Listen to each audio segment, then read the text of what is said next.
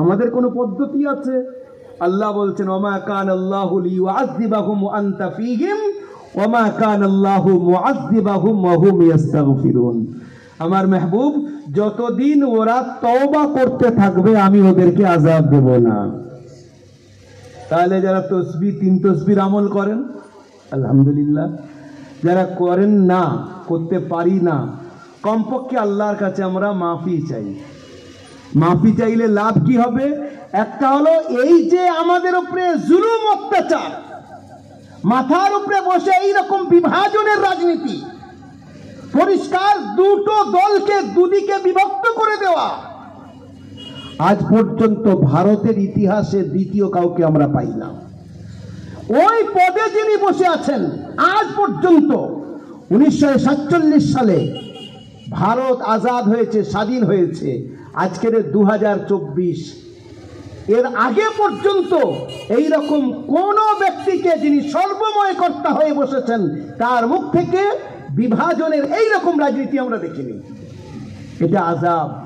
আমাদের উচিত আল্লাহ পাকের কাছে মাফি চাওয়া। একটু মন দিয়ে শুনবেন। তাহলে আমাদের করণীয় একটা কাজ, প্রথম নম্বর বললাম যে নিয়ত ঠিক করে যে ভালো কাজই করি না কেন তার শুরুতে বিসমিল্লাহ, যখন কাজ কমপ্লিট হবে লাস্টে আলহামদুলিল্লাহ বলবো। আর দ্বিতীয়, পুরো উম্মতে মুসলিমার ইজতেমাই একত্রিত ফরিজা, এটা জরুরি, এটা রেসপন্সিবিলিটি, সেটা হলো সবাই মিলে আল্লাহ পাকের কাছে মাফি চাওয়া। কখন করব? যদি আপনার তৌফিক হয় যখন ইচ্ছা করেন, সারা দিনে তৌফিক না হয় কমপক্ষে নিজের বিছানায় বসে আল্লাহ আস্তাগফিরুল্লাহ রাব্বি মিন কুল্লি যামবি ওয়া আতুবু ইলাইহি আস্তাগফিরুল্লাহাল্লাযী লা ইলাহা ইল্লা হুয়াল হাইয়ুল কাইয়্যুম আতুবু ইলাইহি আল্লাহুম্মা আনতা রাব্বি লা ইলাহা ইল্লা আনতা خلقتني وأنا عبدك وأنا على عهدك ووعدك ما استطعت أعوذ بك من شر ما صنعت أبوء لك بنعمتك علي وأبوء لك بذنبي فاغفر لي فإنه لا يغفر الذنوب إلا أنت। এটাকে বলা হয় সাইয়্যিদুল ইস্তিগফার। বলে হুজুর আমার অত জানা নেই, আমি কি পড়বো? আপনি শুধু বলেন আস্তাগফিরুল্লাহ ওয়া আতুবু ইলাইহি, তাও না জানা থেকে বাংলায় বলেন মালিক আমাকে ক্ষমা করে দাও, মালিক আমাকে ক্ষমা করে দাও, আল্লাহ আমাকে মাফ করে দাও। এই যদি ভিতর থেকে অন্তর থেকে এই কথাটুকু বার হয়ে যায়, অন্তর থেকে বার হয়, আল্লাহ বিগত জীবনের সমস্ত গুনাহকে মাফ করে দেবেন। জোরে বলেন সুবহানাল্লাহ।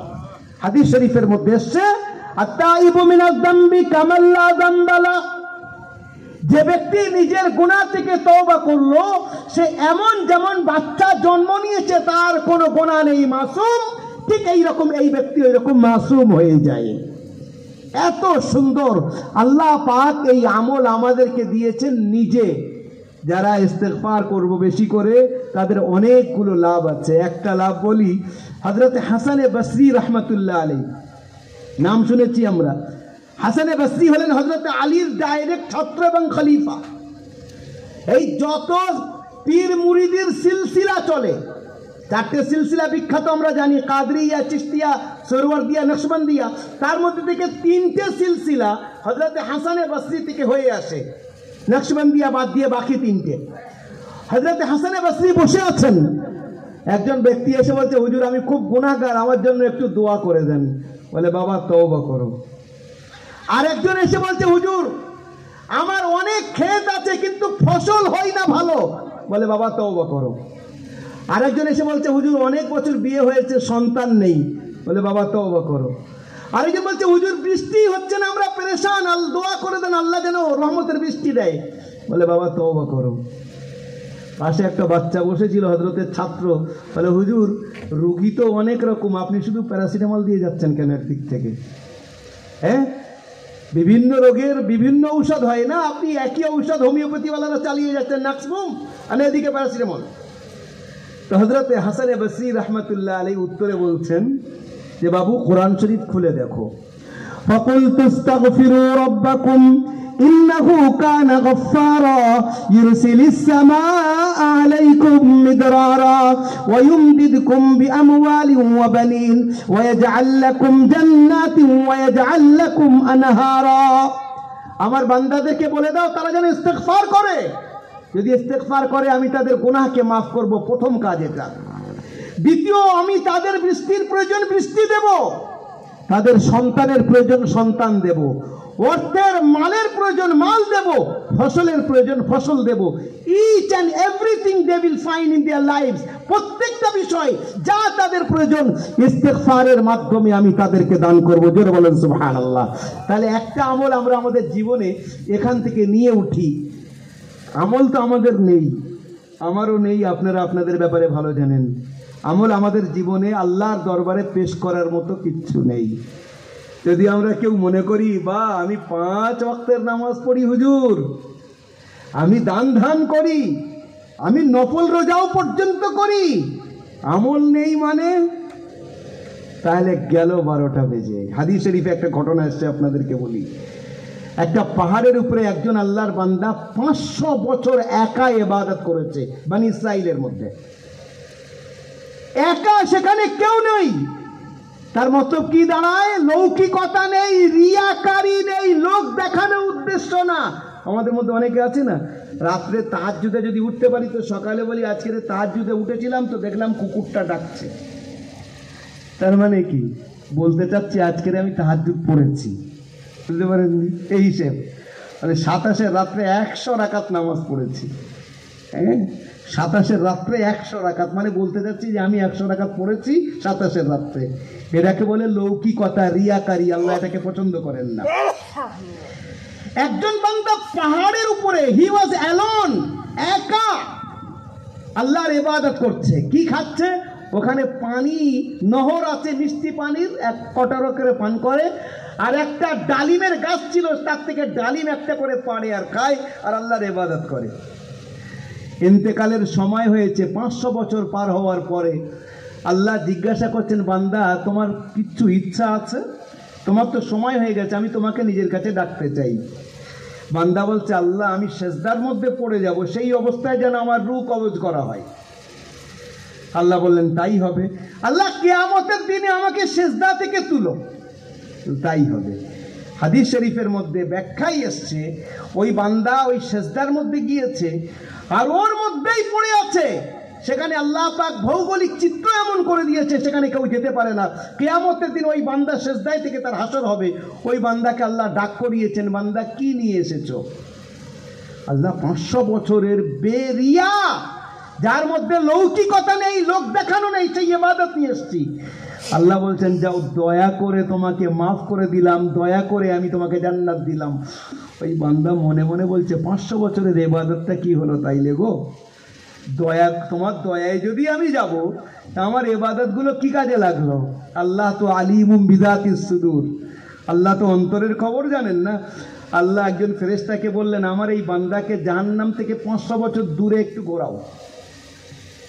জাহান্নাম থেকে 500 বছর দূরে বান্দাকে নিয়ে যাওয়া হয়েছে। পিপাসায় ওষ্ঠাগত অবস্থা, বলছে আইনাল মা, একটু পানি হয়। পানি কোথায় পাবে? চিৎকার করছে, কে আছে একটু পানি দাও। একটা হাত বার হয়ে এসছে, তাতে একটা পিয়ালা আছে আর পানি আছে।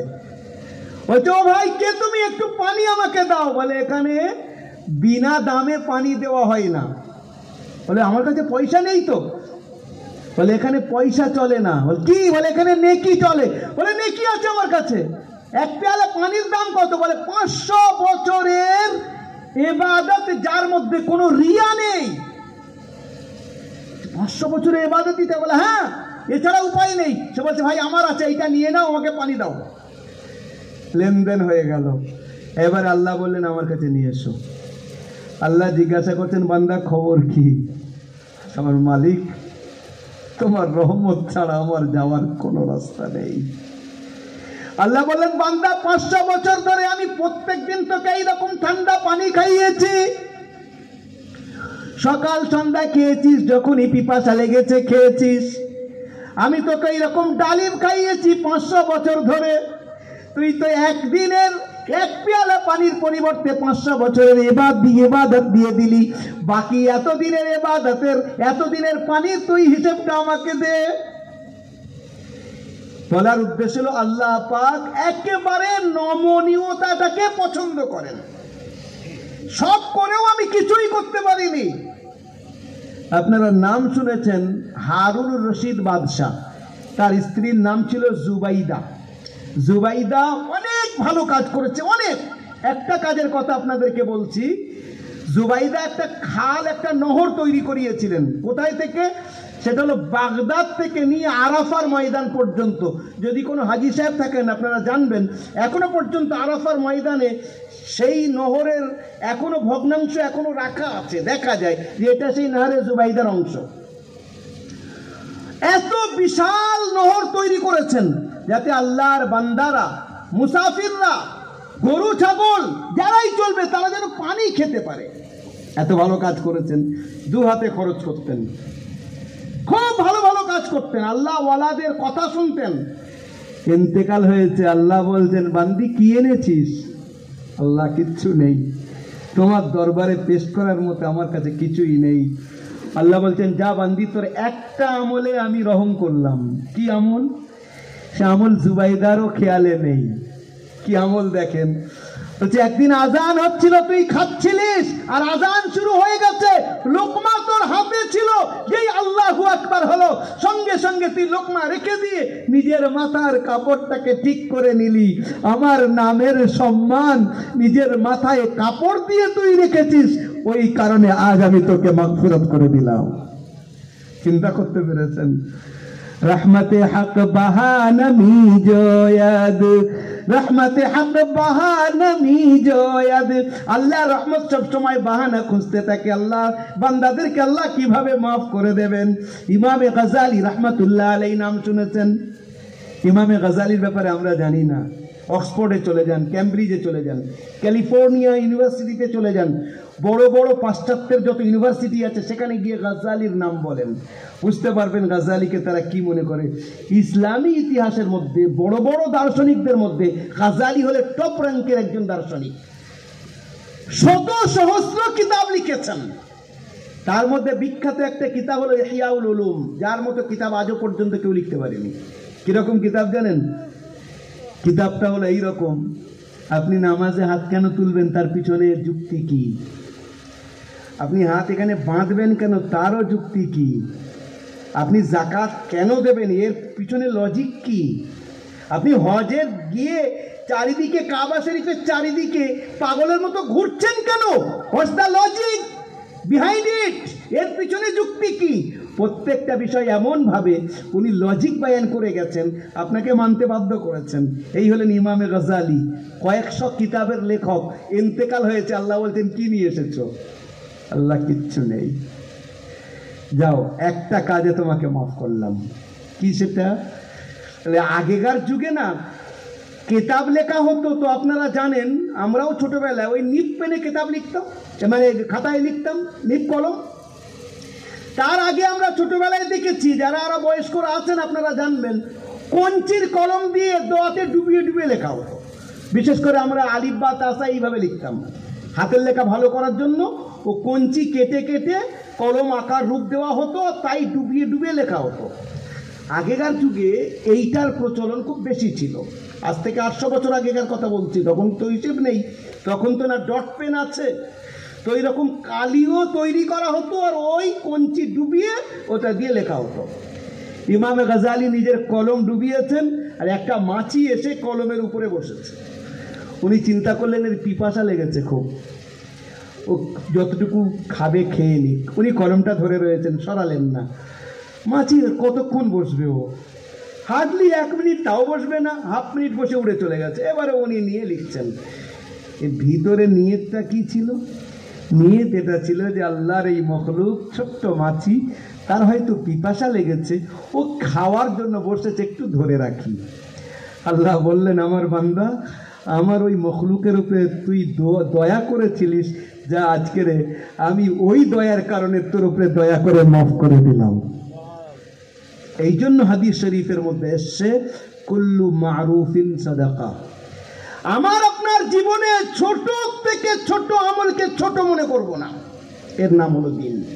আমি শুরুতে বলেছি দিনটাকে শর্টে বর্ণনা করব, চেষ্টা করব। আমি আপনার জীবনে, আপনার জীবনে, আমার জীবনে চলার পথে একজনকে যদি 1 গ্লাস পানি দেওয়ার মানে সৌভাগ্য হয়, পিপাসা লেগেছে, এক গ্লাস পানি তার হাতে দিলাম, একটু রাস্তা বলে দিলাম, একটা কাঁটা পড়ে আছে রাস্তায় সেটাকে সরিয়ে দিলাম। প্রত্যেকটা বিষয়ে ইমাতাতুল আযা আনিত তারিকি সাদাকা। হুজুর বলছেন রাস্তা থেকে যদি কোনো রকম কাঁটাদায়ক জিনিস, কষ্টদায়ক জিনিস থাকে, সেটাকে নিয়ে তোমার এইটাই থাকবে, কোনো ভাইয়ের কষ্ট না হয়। একটা ইট পড়ে আছে, অন্ধকারে কেউ আসলে তার পায়ে লাগলে পায়ে ক্ষতি হতে পারে, আপনি এক সাইড করে দিলেন। জীবনে চলার পথে কোনো ছোট্ট থেকে ছোট্ট জিনিস আপনি সেটাকে ছোট মনে করবেন না, ওইটাকে যদি একটু করে দেন, হয়তো ওটাই আমার আপনার জীবনে আখিরাতে কাজে আসবে, আল্লাহর পছন্দ হবে আর আল্লাহ মাফ করে দেবেন। এটাকেই হাদিস শরীফের মধ্যে বলা হয়েছে আদ-দীনু ইসরুন, দিন এটা হলো সবচেয়ে সহজ। কারণ আল্লাহ সুবহানাহু ওয়া তাআলা বলছেন লা ইউকাল্লিফুল্লাহু নাফসান ইল্লা উসআহা লাহা মা কাসাবাত ওয়া আলাইহা মা ইকতাসাবাত। আল্লাহ পাক কোনো ব্যক্তিকে, কোনো মানুষকে তার সাধ্যের বাইরে কোনো রকম হুকুম দেন না। আমি ভাই শুরুতে একটা কথা বলেছিলাম এবং শর্টে নিয়ে আসছি। আমি বলেছিলাম যে দিন কাকে বলে দুটো সেন্টেন্সের মধ্যে বলা যায়, একদম দুটো শব্দের মধ্যে, কথা শর্টে নিয়ে আসছি। এই শব্দটা মুহাম্মদুর রাসূলুল্লাহ, সবাই বলেন সাল্লাল্লাহু আলাইহি ওয়াসাল্লাম। দরুদ শরীফ আমাদের পড়া উচিত, উচিত না? সারা দুনিয়ার সমস্ত মুসলমান যদি দরুদ শরীফ পড়া বন্ধ করে দেয়, হুজুরের মর্যাদার মধ্যে কোনো কমি আসবে না। কিন্তু যদি আমরা পড়ি, আমাদের মর্যাদা বৃদ্ধি হবে, এত আমরা কল্পনা করতে পারবো না। এমন একটা আমল যে আমলের ব্যাপারে আল্লাহ নিজে বলেছেন যে আমি করি, আমার ফেরেশতারা করে, অতএব তোমাদের করা উচিত। একটা ছোট্ট ঘটনা আপনাদেরকে বলে ওই হাদিসটা ব্যাখ্যা করে আমি কথা শেষের দিকে নিয়ে যাব। আপনারা আফগানিস্তানের নাম শুনেছেন, কেনা জানেন? আফগানিস্তান একটা দেশ যার নিয়ে অনেক গালিগালাজ হয়েছে এক সময়, যেখানে বর্তমানে তালেবানের রাজ। এখন আবার সবাই তাকে মান্যতা দিতে চলেছে। রাশিয়া ভিতর থেকে পুরো সাপোর্ট করছে, চায়না অলরেডি বলে দিয়েছে, আবার ভারতে ব্যাকডোরে তার সঙ্গে সম্পর্ক করার চেষ্টা করছে বা করেছে, যতটুকু আমরা পড়ছি, বাকি আল্লাহ জানে। আর পুরো বিশ্বও দেখছে যে এরা আবার কিভাবে কি করতে যাচ্ছে। তো আফগানিস্তানের মধ্যে 1972-তে একবার আর্থকুইক এসেছিল, খুব বড়, মানে যেটাকে ইংলিশে বলে আর্থকুইক, আমরাকে বাংলায় বলি ভূমিকম্প, আরবিতে বলে জালজালা। খুব বিশাল ভূমিকম্প, আল্লাহ হেফাজত করুক। তো ভূমিকম্প এসেছে, বড় বড় রোড ফেটে গেছে, পুরো বাড়ি সব পড়ে গেছে। তো আফগানিস্তানের কাবুলে এটা ঘটেছে। কাবুল হলো ক্যাপিটাল অফ আফগানিস্তান, আফগানিস্তানের রাজধানী। ওখানে একটা বাদশার ওখানে কবর ছিল, সেটাও ফেটে গেছে। তো সেই যুগের যিনি বাদশাহ ছিলেন, যখন এইটা ঘটেছে, 1972-এর কথা বলছি, যিনি বাদশাহ ছিলেন তার নাম হলো জাহির শাহ। উনি বললেন যে বাদশার কবর ফেটে গেছে। এই বাদশার ইন্তেকাল হয়েছে 700-800 বছর আগে। বলে ওনার কবর যখন ফেটে গেছে তো খুঁড়ে দেখা হোক ওনার লাশের পরিস্থিতিটা কি। খোঁড়া হয়েছে তো দেখছে লাশ নেই। বাদশা বললেন অসম্ভব কথা, ওনার লাশ আছে। পুরো ইঞ্জিনিয়ারদের আর বিজ্ঞানীদের একটা টিম ঠিক করে দিলেন যে, আর তাদের মেন যিনি ছিলেন তিনি ফ্রান্সের, যে খুঁড়ে খুঁড়ে নিচে পর্যন্ত যাও, বাদশার লাশ এখানে থাকবে, কোথাও যাবে না, আরো নিচে যাও। খুঁড়ে খুঁড়ে নিচে যাওয়া হলো, গিয়ে দেখছে যে একটা লম্বা কফিন পাওয়া গেছে কাঠের। সেটাকে তোলা হলো। যখন সেটাকে খুলেছে তো যে মেন অফিসার ছিলেন ফ্রান্সের, উনি উল্টো একেবারে সঙ্গে সঙ্গে বেহুশ হয়ে পড়ে গেছেন। কেন? বলছে এই যে লাশটা যেটা দেখা যাচ্ছে 700 বছরের পুরাতন লাশ, অথচ মনে হচ্ছে এক্ষুনি ইন্তেকাল হয়েছে। জোরে বলেন সুবহানাল্লাহ। এই বাচ্চার বৈশিষ্ট্য কি ছিল? যার 700 বছর আগে ইন্তেকাল হয়েছে আর তার লাশ মনে হচ্ছে যে এক্ষুনি ইন্তেকাল হয়েছে, এনার বৈশিষ্ট্যটা কি ছিল? একটা বৈশিষ্ট্য ছিল মূল, অনেক বৈশিষ্ট্য ছিল এনার, তার মধ্যে থেকে একটা হলো এটা যে ওনার কাছে একবার একজন ব্যক্তি গেছে, গিয়ে বলছে বাদশা আমার এই কাজটা দয়া করে যদি করে দেন খুব উপকৃত হই। উনি বলছেন যাও। বাদশার মেজাজ তখন রাগে ছিল, বলছে হবে না। দ্বিতীয় দিন আবার গেছে, গিয়ে বলছে বাদশা এই কাজটুকু আপনি একটু করে দেন না, বলছে হবে না। যে ব্যক্তি যাচ্ছিলেন তিনি ছিলেন খুব সৎ, স্বপ্নের মধ্যে আল্লাহ রসুলের সঙ্গে সাক্ষাৎ, হুজুরকে বলছেন, ইয়া রাসূলুল্লাহ, বাদশার কাছে আমি 2 দিন যাচ্ছি আমার এই কাজের জন্য, আর বারবার বলছি দয়া করে কাজটুকু করে দেন, আমি খুব বিপদের মধ্যে। উনি করে দিচ্ছেন না। ইয়া রাসূলুল্লাহ, আপনি যদি একটু ইঙ্গিত দিয়ে দেন আমার খুব উপকার হয়। হুজুর বললেন, আমার কথা গিয়ে বলবে, আমার কথা গিয়ে বাদশাকে বলবে। এই ব্যক্তি তখন বলছে, ইয়া রাসূলুল্লাহ, আমি যদি বলি বলবে তুই মিথ্যাবাদী, প্রমাণ কি? আমি উত্তর কি দেব? হুজুর বললেন, বাস গিয়ে বলবে প্রত্যেক বৃহস্পতিবার রাত্রে আমার জন্য যে হাদিয়াটা পাঠায় গত বৃহস্পতিবারে কেন পাঠাইনি ওটা পাঠাতে বলবে, আর কিচ্ছু না। সকালবেলা বাদশার কাছে গেছে, বাদশা তো না বলে দিয়েছিল 2 দিন, আবার রেগে গেছে, কেন আসলি? বলছে আজকে আমি আসিনি, মদিনার শাহেনশাহ পাঠিয়েছেন। বলে মিথ্যার সীমা আছে, হাদিস জানা নেই? মান কাযাবা আলাইয়া মুতাআম্মিদান ফালইয়াতাবাওয়া মাকআদাহু মিনান নার। যে ব্যক্তি হুজুরের উপরে মিথ্যা আরোপ করবে, মিথ্যা হাদিস বর্ণনা করবে, হুজুরের দিকে নিসবত করবে, সে জাহান্নামে নিজের স্থান দেখে নিক। তুই এত বড় ক্ষমতা, হুজুরের ব্যাপারে মিথ্যা কথা বলছিস? বলছে বাদশাহ, আপনি আমাকে শাস্তি পরে দেবেন, আগে কথাটা শুনুন। বলে বল। বলছে আপনি প্রত্যেক বৃহস্পতিবার রাত্রে হুজুরের জন্য যে হাদিয়া পাঠান, গত বৃহস্পতিবার পাঠাননি, দয়া করে হুজুর ওইটা পাঠাতে বলেছেন, আপনি হুজুর বলেছেন পাঠিয়ে দিতে, আপনি দয়া করে পাঠিয়ে দেন। তখন বাদশার চোখে পানি আর উঠে ওই ব্যক্তির হাত ধরে কাঁদছে। বলে ভাই, আমাকে ক্ষমা করে দাও, আমার এই আমলের বিষয়ে আল্লাহ তার নবী ছাড়া পৃথিবীতে আমি ছাড়া দ্বিতীয় কেউ জানে না, আমার স্ত্রীও জানে না, আর কেউ জানে না। সেটা হলো আমি বাদশাহ হওয়া সত্ত্বেও প্রত্যেক বৃহস্পতিবার রাত্রে আল্লাহ রসুলের উপরে 5000 বার করে দরুদ শরীফ পাঠাই। কল্পনা করতে পারেন আমি আপনি কবার করে পাঠাই? সাল্লাল্লাহু আলাইহি ওয়াসাল্লাম বলতে গেলেও আমাদের কষ্ট হয়ে যায়। আল্লাহ আমাকে মাফ করুক, সবাইকে মাফ করুক। বলছিলাম Nabi Karim sallallahu alaihi wasallam, he was the last and greatest messenger who came to this world to lead the humanity towards the right destination. মুহাম্মদুর রাসূলুল্লাহ sallallahu alaihi wasallam যে দিনটা আমাদের সামনে দিয়েছেন, যে ধর্মটা আমাদের সামনে নিয়ে এসেছেন, এটা কোনো শক্ত ধর্ম না যে মানুষের সাধ্যের বাইরে এমন কোনো কথা হুকুম আল্লাহ দেননি। এই জন্য নবী করিম সাল্লাল্লাহু আলাইহি ওয়াসাল্লাম এই দিনটাকে একটা সেন্টেন্সের মধ্যে বলেছেন, একদম মানে খুব সহজভাবে। এই সেন্টেন্সটা বুখারী শরীফের মধ্যে কিতাবুল ইলমের আগে কিতাবুল ঈমানের লাস্টে সুন্দরভাবে হযরতে একজন সাহাবী বর্ণনা করছেন। এই সাহাবীর বৈশিষ্ট্য আমি অনেক জায়গায় শুনিয়েছি, আপনাদেরকেও শুনিয়ে যাই। তার নাম হলো জারির বিন আব্দুল্লাহ আল বাজালি রাদিয়াল্লাহু তাআলা আনহু।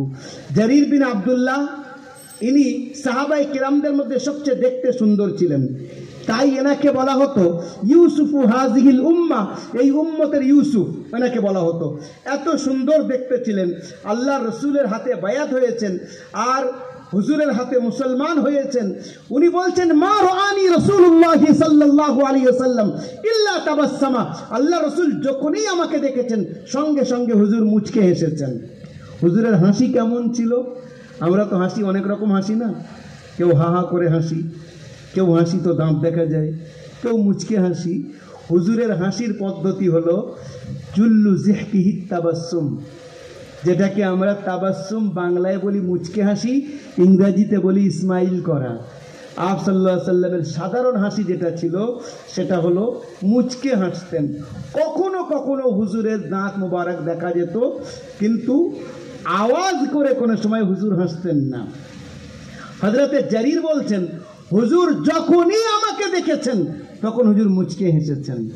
বলছিলাম বেরাদারান ইসলাম, এই জারির এই হাদিসটাকে বয়ান করছেন কি দিন কাকে বলে।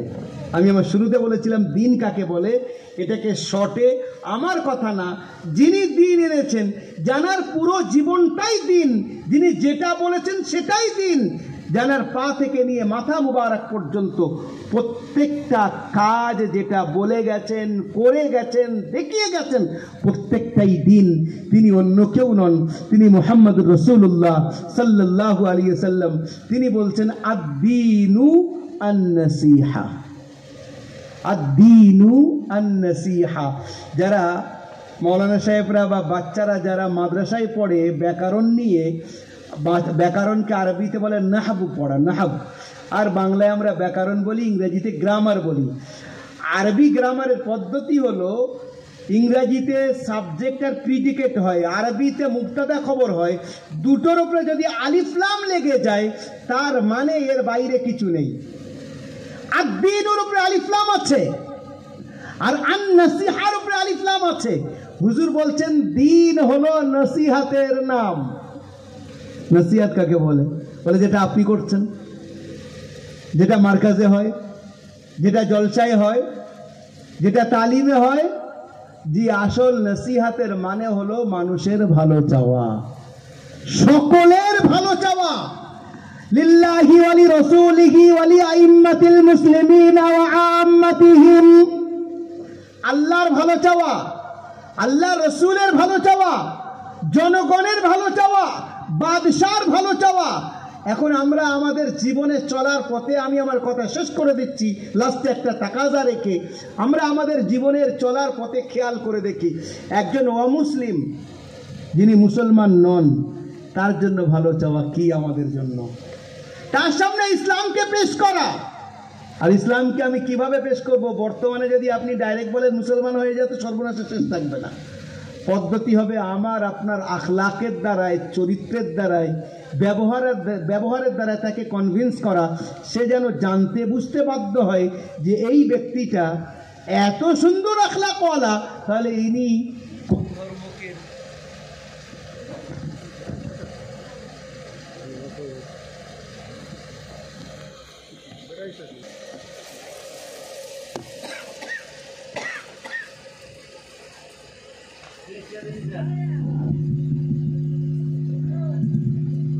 একবার দরুদ শরীফ পড়েন, আল্লাহুম্মা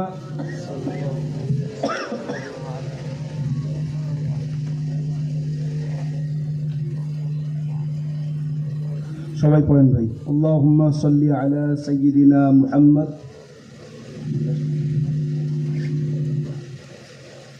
ওয়া আলা আলি সাইয়্যিদিনা মুহাম্মাদিন ওয়া বারিক ওয়া সাল্লিম। তাই আমি কথা লাস্টের দিকে নিয়ে যাচ্ছি, খুব লম্বা কথা বলবো না, কথা অনেকক্ষণ হয়ে গেছে, আর আগের থেকেও মাশাআল্লাহ সুন্দর সুন্দর কথা হচ্ছিল। বিসমিল্লাহ।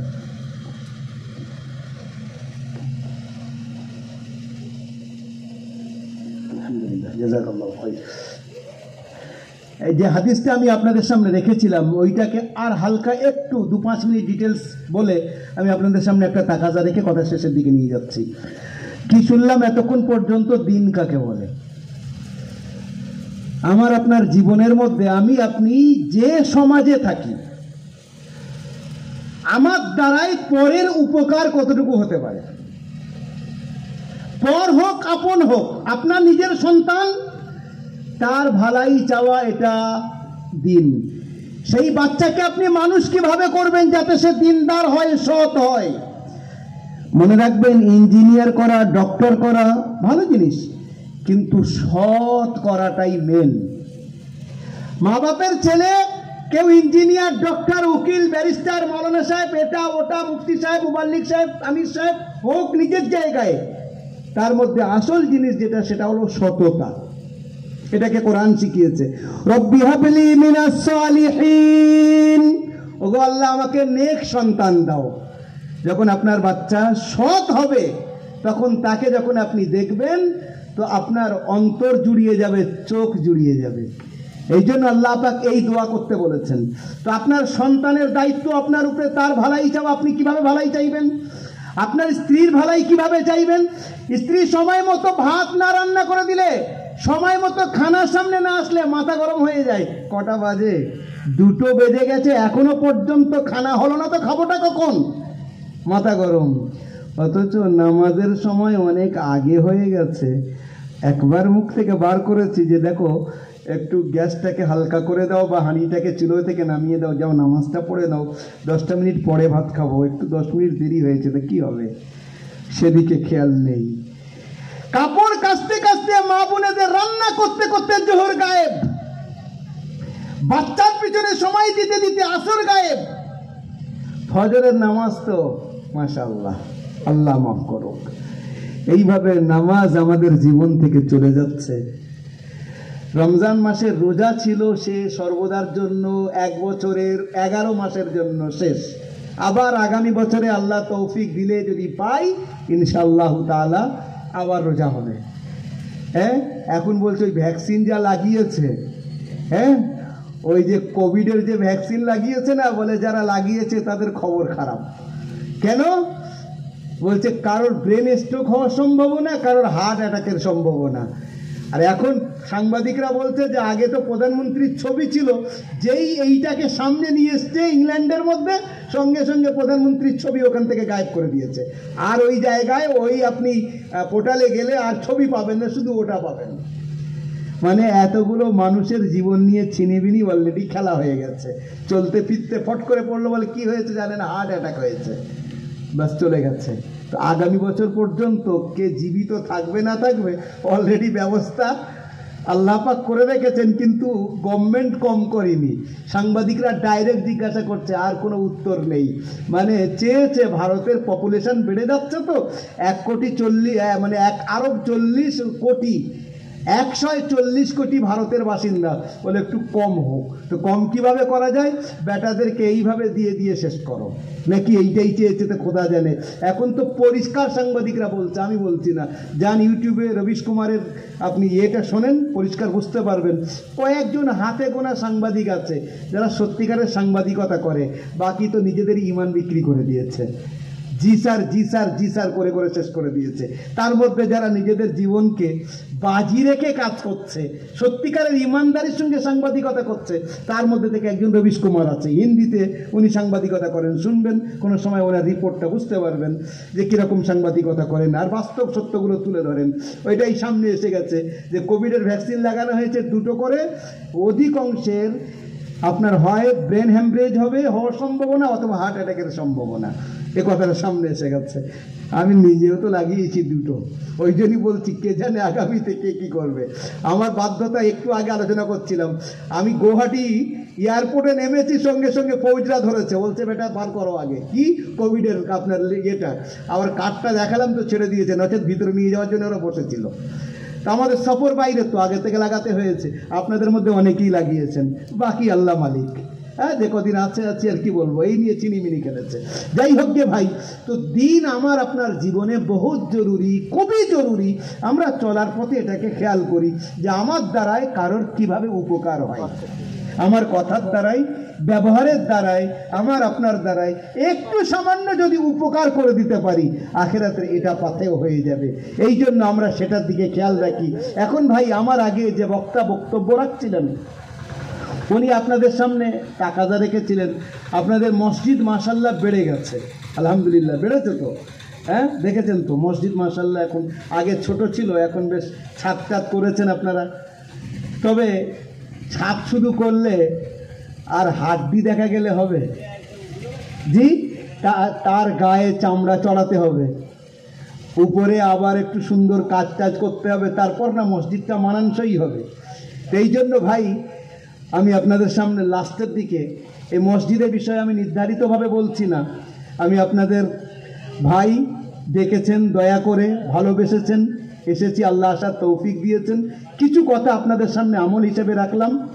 আল্লাহ যেখানে নিয়ে যায় সেখানে কিছু চেষ্টা করি। যদি আমার কথায় যদি একজন আমলওয়ালা হয়, আশা করি আল্লাহ দয়া করে যদি আমাকে ওই ওসিলায় পার করেন। আমল তো কিচ্ছু নেই, কোনো ভাইয়ের দোয়াতে কারোর আমলে যদি আল্লাহ আমাকে পার করেন। হযরত আলী রাদিয়াল্লাহু তাআলা আনহু, সেই হাদিস আপনারা বারবার শুনেছেন, আলী তোমার দ্বারাই যদি একজন সঠিক রাস্তায় এসে যায়, পুরো পৃথিবীর মধ্যে যত নিয়ামত আছে সবচেয়ে উত্তম হলো কেউ একজন যদি তোমার দ্বারাই হিদায়াত পেয়ে যায়। তো আমার দ্বারাই যদি আল্লাহ পাক কারোর একজন জীবনের পরিবর্তন আনে, কেউ যদি একজন নিজের কাজের মধ্যে বিসমিল্লাহ, লাস্টে আলহামদুলিল্লাহ বলা শুরু করে, কেউ যদি ইস্তেগফার করা শুরু করে, আমি মনে করব যে আল্লাহ যতটুকু তুমি বলিয়েছো, অন্তত একজন বান্দা তো। মগরাহাট স্টেশনে বসে আছি, আশ্চর্য হবেন, একটা ছেলে মাশাআল্লাহ, হালকা হালকা দাড়ি, মাথায় টুপি, সে সামনে এসেছে, সে মুসাফা করে, আর আপনার স্যুট প্যান্ট পরে, কিন্তু হালকা দাড়ি, মাথায় টুপি, পাশে এসে বসেছে। হুজুর চিনতে পেরেছেন? আমি বলি না বাবু, তো চিনতে পারিনি। নাম বলল, সেই নেত্রার দিকে কোনো একটা গ্রামের। আমি বললাম হ্যাঁ। বলে ও আপনি আমাদের ওখানে গিয়েছিলেন? আমি বলি আল্লাহ পাক অনেক জায়গায় নিয়ে যাচ্ছে, তোমাদের ওখানে নিশ্চয়ই গিয়েছি, তুমি কি আর ভুল বলবে? গিয়েছিলাম আলহামদুলিল্লাহ। বলতে হুজুর আপনার বয়ান শোনার পরে আলহামদুলিল্লাহ আমরা কয়েকজন সাথী তওবা করে আল্লাহর শুকর আমরা 5 ওয়াক্ত নামাজ ধরেছি। আমি আপনাদের সামনে আল্লাহকে হাজির নাজির জেনে বলছি, সেই দিন আমার মনে হয়েছে যে আল্লাহ এতদিন জলসা করছি, আজ করে অন্তত তুমি এইটা সাক্ষী থেকো, যে এই বাচ্চাটা সাক্ষী দিচ্ছে যে হুজুর আপনার বয়ান শুনে অন্তত আমরা পরিবর্তন হয়েছি। আলহামদুলিল্লাহ, যদি এইরকম একজন করে অন্তত আমার জীবনে পরিবর্তন আমি দেখতে পাই, ওটাই আমার আপনার আখিরাতের পাথেও। শুধু আমার জন্য না, যারা এই জলসাটা রেখেছেন আপনারা, এই জলসা রাখার কারণে যদি কারোর জীবনে পরিবর্তন আসে, তার পিছনের সুন্দর সওয়াব আপনিও অধিকারী হবেন ইনশাআল্লাহ। এই জন্য ভাই মসজিদ আপনারা করেছেন, আলহামদুলিল্লাহ। মসজিদের কাজ এখন অনেক বাকি, আমি মসজিদে ছিলাম, মসজিদের কাজ অনেক বাকি। আপনারা আমার আগে যে ভাই তার হাতে দিয়েছেন, আমি আপনাদের সামনে কোনো নির্ধারিত বলতে চাচ্ছি না যে এত দিতে হবে এত দিতে হবে। যদি কেউ কিছু মনে করেন আমার হাতে দিয়ে যাওয়ার মতো বা লেখানোর মতো, 500 হোক, 1000 হোক, 2000 হোক, যেমন সম্ভব, 100 হোক, 200 হোক, যদি কোনো ভাই মনে করেন যে না আপনার কাছে কিছু দিয়ে যাই আল্লাহর ঘরের জন্য, মসজিদের জন্য, তো ভাই দয়া করে আসতে পারেন, একটু শরিক হয়ে যেতে পারেন। আল্লাহ আপনাদের জাযায়ে খায়ের দিক। আমি আপনাদের জন্য দোয়া করব ইনশাআল্লাহ, আর দোয়া করতে থাকবো, প্রায় করি। যে সমস্ত ভাইদের সঙ্গে আমি ওয়াদা করে থাকি বা যারা নিয়ত রাখেন, আছেন কোনো আল্লাহর বান্দা, বিসমিল্লাহ করবেন আমার হাত দিয়ে। আগে যারা দিয়েছেন যে না তুমি বলতো তোমার হাতে 2 পয়সা দিয়ে যাই আল্লাহর ঘরের জন্য, হিম্মত করবেন কোনো ভাই? বিসমিল্লাহ। আমাকে যেহেতু বলা হয়েছে আপনি একটু টাচ করবেন, আমি বলি ইনশাআল্লাহ করে দেব। এটাও তো আমার আখিরাতের পথেও। মাশাআল্লাহ। এক ভাই নগদে 150 টাকা দান করেছেন, আল্লাহ এনার দানকে কবুল করুন, বিপদ আপদ মুসিবত থেকে হেফাজত করুন, দিন দুনিয়ার শান্তি দান করুন, জায়েজ মনোবাসনাকে পূর্ণ করে দিন। আরেক বাচ্চা 250 টাকা দিয়ে গেছে, আল্লাহ এই বাচ্চার হায়াতকে দারাজ করুন। যিনি দান করেছেন সমস্ত রকম বিপদ আপদ মুসিবত থেকে হেফাজত রাখুন, দিন দুনিয়ার শান্তি দান করুন, জায়েজ মনোবাসনাকে পূর্ণ করে দিন। বলেন আল্লাহু আমিন। আসেন ভাই, আসেন, যেমন সম্ভব হোক, আপনাদের যেমন হোক, 100 হোক, 200 হোক, 500 হোক, যদি কেউ লেখাতে চান লিখিয়ে যান, নগদে দিতে চান নগদে দিয়ে যান, যেমন সম্ভব। আসেন। মাশাআল্লাহ।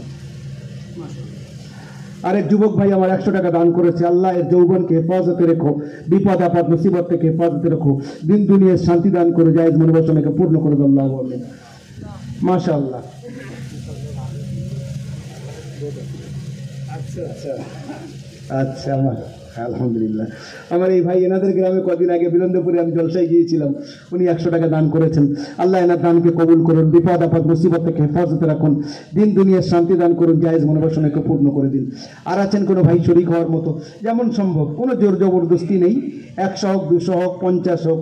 মা বোনেদের তরফ থেকে যদি কেউ নাম লেখাতে চান, জি, যে না আমি এখন দিতে পারছি না, পরে আদায় করে দেব, যেমন সম্ভব। হ্যাঁ, যদি কোনো ভাই থাকেন একটু হিম্মত করবেন, আল্লাহ কবুল করুন। উঠে আসেন ভাই, একটু মুসাফা করে যাবেন আমার সঙ্গে, আমি ইনশাআল্লাহ দোয়া ইয়াদ রাখবো আপনাদেরকে, আর ইনশাআল্লাহ কাজ হয়ে যাবে।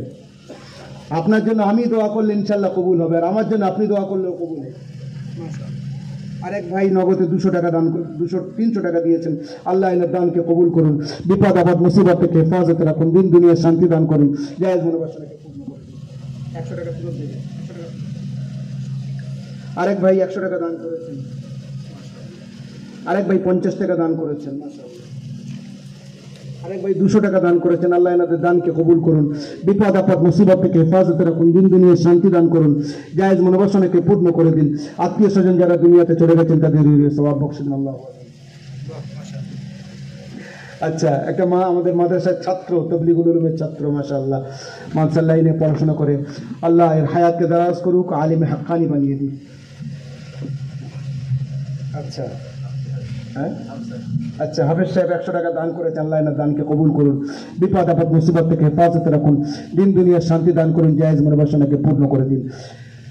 আর কেউ আছেন ভাই, যদি 10 টাকাও দিতে চান আমার হাতে দিয়ে যেতে পারেন, কোনো আপত্তি নেই, যে আমি এই দিয়ে যাচ্ছি, কোনো ব্যাপার নেই। আল্লাহর এখানে আপনার নিয়তে নেন, আর কাজ আল্লাহর ঘরের হয়ে যাবে, আজ না কাল হয়ে যাবে ইনশাআল্লাহ, আপনারাই দেবেন ইনশাআল্লাহ। জি। আরেক ভাই 100 টাকা দান করেছেন, আল্লাহ এনার দানকে কবুল করুন।